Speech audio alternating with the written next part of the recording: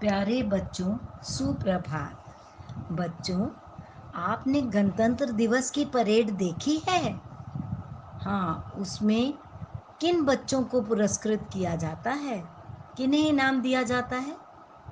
जो बहुत साहसी होते हैं। तो आज हम ऐसी ही एक लड़की सलोनी की कहानी पढ़ेंगे, जिसने कि अपने साहस के द्वारा गांव के लोगों को भूत का डर से निजात दिलाई।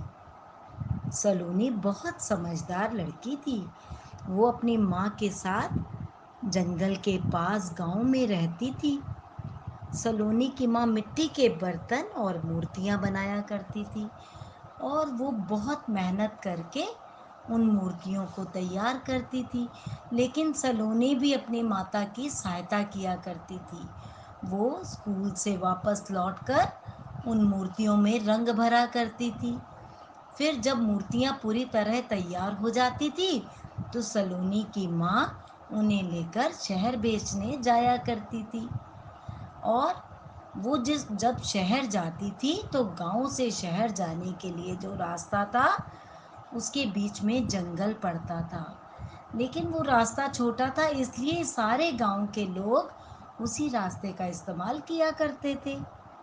वो रास्ते पर एक दिन उसकी माँ जा रही थी, तो वहाँ पर उन्हें घंटे की आवाज़ सुनाई दी। उसकी माँ डर गई। उन्होंने और भी गांव के लोग, जो भी वहाँ पर जंगल में जाता, उसे घंटे की आवाज़ सुनाई देती। तो सब लोग डर गए, उनके मन में डर बैठ गया। अब उड़ते उड़ते ये बात सारे गांव में फैल गई कि जंगल में कोई भूत आ गया है, और वही भूत घंटा बजाता है। और अभी सब लोग जंगल से जाने में डरने लगे, इसलिए उन्हें बड़े रास्ते से जाना पड़ता था, और उन्हें काफ़ी कठिनाई का सामना करना पड़ता था।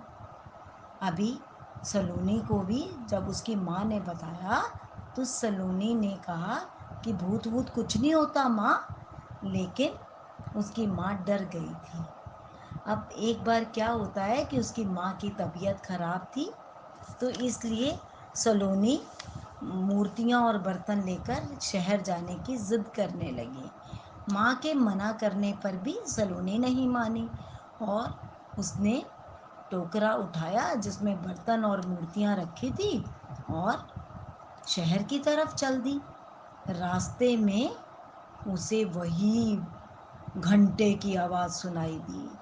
जब घंटे की आवाज़ सुनाई दी, तो पहले तो सलोनी थोड़ा डर गई, लेकिन फिर उसने हिम्मत से काम लिया। जिस दिशा से आवाज़ आ रही थी, वो उस दिशा में चलने लगी। उसे देखकर हंसी आ गई कि वो जो है कोई भूत वूत नहीं था, वहाँ पर तो बंदर थे, जो कि वो घंटा बजा रहे थे।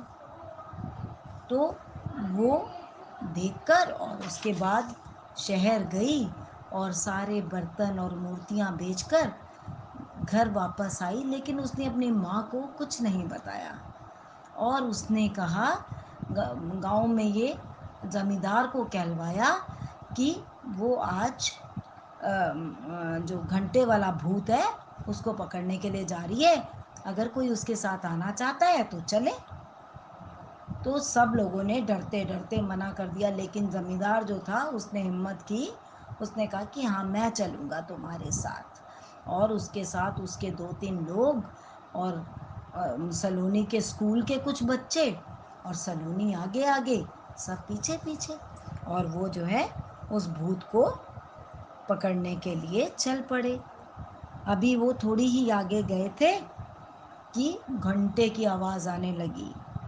मुखिया जी और उसके जो आदमी थे, उन जमींदार के आदमी, उसके तो चेहरे पर से हवाइयाँ उड़ गई। उनका रंग सफ़ेद पड़ गया कि अरे, ये तो घंटे वाला भूत हमें पकड़ लेगा। सलोनी कहती है, कहाँ है भूत, मैं तुम्हें अभी दिखाती हूँ। और वो लेकर जाती है मुखिया को और सब बच्चों को और उसके आदमियों को, और वहाँ पे दिखाती है कि एक जंगल पर बहुत सारे बंदर बैठे हैं, और वहीं पर घंटा लटका हुआ है। और वो बार बार उछल कूद जब बंदर करते हैं तो आपको पता है ना, डालियां हिलती हैं, और डालियों के हिलने के साथ ही वो घंटा बज जाता था। तो उसने उन्हें बताया कि यही है वो घंटे वाला भूत। ये घंटे वाला भूत वूत कुछ नहीं था, ये बंदर थे, यही कहीं से घंटा उठा कर ले आए थे, किसी राहगीर का घंटा उठा लिया था इन्होंने, और यही उस घंटे को बार बार बजा रहे थे, और हम लोग बेकार में ही डरे जा रहे थे। तो सलोनी ने अपनी हिम्मत से सब लोगों को धैर्य बंधाया, और इतनी हिम्मत के साथ उसने उस मुसीबत का सामना किया और सब लोगों के मन से उस डर को निकाल दिया। सब बच्चों को समझ में आया बच्चे? अच्छा था ना? आपको भी हिम्मत से काम लेना चाहिए बेटे। धन्यवाद।